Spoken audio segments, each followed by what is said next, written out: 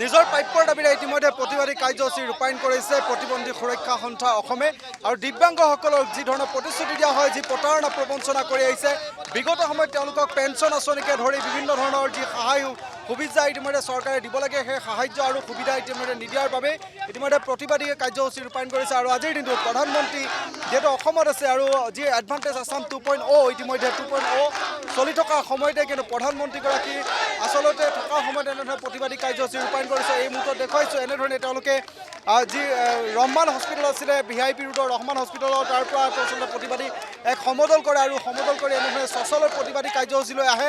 আৰু এই মুহূৰ্তত আমি দৃশ্য দেখুৱাইছোঁ, দৃশ্য দেখুৱাবলৈ চেষ্টা কৰিছোঁ, যিহেতু তেওঁলোকৰ যিসমূহ ন্যায্য দাবী আছিল, তেওঁলোকৰ দাবীসমূহৰ ক্ষেত্ৰত বিভাগীয় যি কৰ্তৃপক্ষই বাৰম্বাৰ তেওঁলোকক প্ৰতাৰণা প্ৰবঞ্চনা কৰি আহিছে আৰু তাৰ বিৰুদ্ধে ইতিমধ্যে এনেধৰণেই তেওঁলোকে প্ৰতিবাদী কাৰ্যসূচী ৰূপায়ণ কৰিছে। আৰু চচলৰ যি প্ৰতিবাদস্থলী আছে আৰু চচলৰ প্ৰতিবাদস্থলীলৈ আহিছে, এনেধৰণে আমি ইতিমধ্যে দেখুৱাইছোঁ তেওঁলোকৰ যিখন ইতিমধ্যে তেওঁলোকৰ বেনাৰ আছে, প্ৰতিবন্ধীসকলৰ ন্যায় প্ৰাপ্তিৰ যি দাবী, ইতিমধ্যে ন্যায় প্ৰাপ্তিৰ দাবী তেনেধৰণে তেওঁলোকে আহিছে আৰু তেওঁলোকে কৈছে যে বাৰম্বাৰ তেওঁলোকক চৰকাৰে প্ৰতাৰণা আৰু প্ৰবঞ্চনা কৰি আহিছে আৰু প্ৰতাৰণাৰ প্ৰবঞ্চনাৰ যি অভিযোগ আছে, সেই অভিযোগৰ পাছতে ইতিমধ্যে বিভাগীয় কৰ্তৃপক্ষ ইতিমধ্যে বাৰম্বাৰ তেওঁলোকৰ সৈতে আলোচনাৰ নামত কেৱল আলোচনা আৰু প্ৰতিশ্ৰুতিৰ নামত প্ৰতিশ্ৰুতি তেওঁলোকে দি আহিছিল আৰু তাৰ বিৰুদ্ধে এনেধৰণে তেওঁলোকে চচলৰ প্ৰতিবাদস্থলীলৈ এক সমদল কৰি আহিছে। আৰু এই মুহূৰ্তত আমি দেখুৱাইছোঁ যিসকলো লাখ লাখ যি ৰাজ্যৰ দিব্যাংগৰ লোক আচলতে আছে, ৰাজ্যৰ লাখ লাখ দিব্যাংগৰ যি তেওঁলোকৰ দাবী আছে, ন্যায্য দাবী আছে আৰু সেই দাবীক লৈ তোমাৰ প্ৰতিবাদী কাৰ্যসূচী ৰূপায়ণ কৰিছে।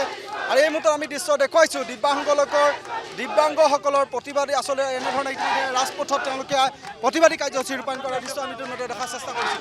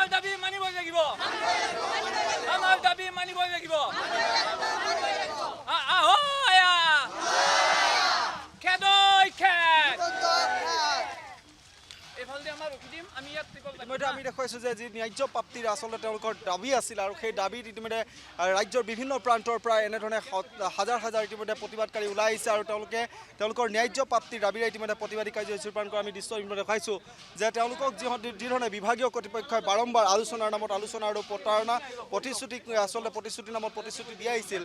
আৰু প্ৰধানমন্ত্ৰীগৰাকীয়েও তেওঁলোকক আচলতে যি প্ৰতিশ্ৰুতি দিছিল দিব্যাংগসকলৰ ন্যায্য যি সুৰক্ষা বা তেওঁলোকৰ যি সাহায্যৰ ক্ষেত্ৰত যিধৰণে তেওঁলোকক দিয়াৰ কথা প্ৰধানমন্ত্ৰীয়েও উল্লেখ কৰিছিল, তাৰ পাছতো কিন্তু আজিৰ দিনটোলৈকে কোনেও আচলতে এই কথাখিনি গুৰুত্ব সহকাৰে নিদিয়াৰ বাবে তেওঁলোকে প্ৰতিবাদী কাৰ্যসূচী ৰূপায়ণ কৰিছে। আৰু ভাৰতৰ প্ৰধানমন্ত্ৰীগৰাকী অসমত থকাৰ সময়তে এডভান্টেজ আছাম 2.0 বিভিন্ন ৰাষ্ট্ৰৰ প্ৰতিনিধি আছে আৰু সেই সময়তে তেওঁলোকে প্ৰধানমন্ত্ৰীগৰাকীক দৃষ্টিগোচৰ কৰাৰ চেষ্টা চলাইছে আৰু এনেধৰণে প্ৰধানমন্ত্ৰীগৰাকী থকাৰ সময়তে প্ৰতিবাদী মই আপোনাৰ ওচৰলৈ আহিছোঁ অকণমান, যিহেতু আপোনালোকৰ ন্যায্য প্ৰাপ্তিৰ দাবীত বাৰম্বাৰ আপোনালোকে প্ৰতিবাদী কাৰ্যসূচী ৰূপায়ণ কৰিছে আৰু বিভাগীয় কৰ্তৃপক্ষই আলোচনাৰ বাবে আপোনালোকক বাৰম্বাৰ আলোচনাৰ নামত আলোচনা কৰি আহিছে আৰু প্ৰতিশ্ৰুতিৰ নামত প্ৰতিশ্ৰুতি দি আহিছে, কিন্তু আজিলৈকে কোনো ধৰণৰ এইখন চৰকাৰ বাকী আৰু ফাঁকি চৰকাৰ, এই চৰকাৰ বাকী আৰু ফাঁকি চৰকাৰ, বাকীত চলি আছে, লোনত চলি আছে আৰু ফাঁকি কথা হিমন্ত বিশ্ব শৰ্মাই কৈ আছে।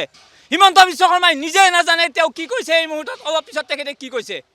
কিছুদিন আগতে তেখেতৰ বিষয়াবৰ্গই 30 নৱেম্বৰৰ দিনাখন আমাৰ লগত আলোচনা অনুষ্ঠিত কৰি লিখিত প্ৰতিশ্ৰুতি দিছিল যে 30 ডিচেম্বৰৰ ভিতৰত তেখেতসকলে আমাৰ সমস্যাসমূহ সমাধানৰ কাৰণে ষ্টেট লেভেল এডভাইজাৰী বোৰ্ড গঠন কৰিব।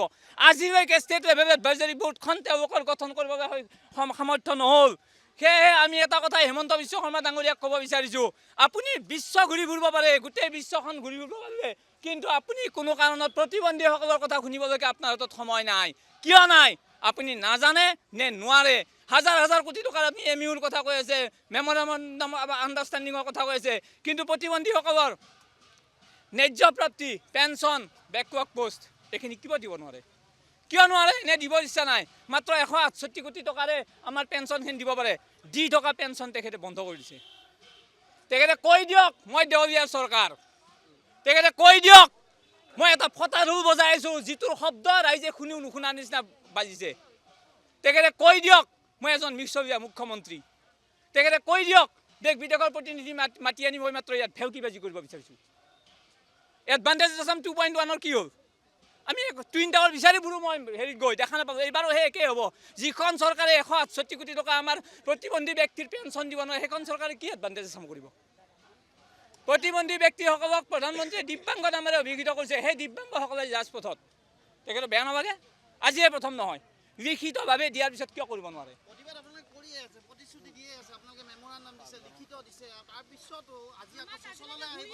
আজি এটাই কথা হ'ব, হয় ইয়াৰ পৰা তেখেতে আমাক লগ কৰি কথাখিনি তেখেতৰ প্ৰতিনিধিয়ে জনাব, নহ'লে আমি যাম।